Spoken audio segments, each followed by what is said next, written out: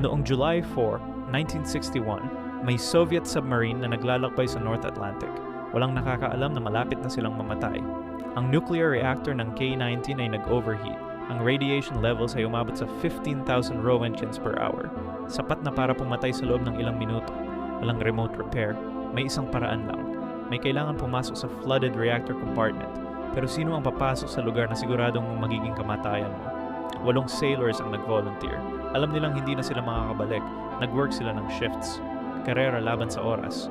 Habang ang radiation ay tumutunog sa kanilang mga katawan. Lahat ng 8 ay namatay sa loob ng ilang linggo. Acute radiation poisoning. Pero naiwasan nila ang nuclear explosion na pwedeng mag-trigger ng World War III. Ang Soviet Navy ay nag-cover up ng lahat. Sinabi sa mga pamilya na namatay sila sa training accidents. Ang mga asawa ay hindi na alaman ng totoo hanggang bumagsak ang Soviet Union. Ang submarine na ito ay tinawag ng mga crew na Hiroshima. 8 bayani na namatay sa kadiliman ng kasaysayan.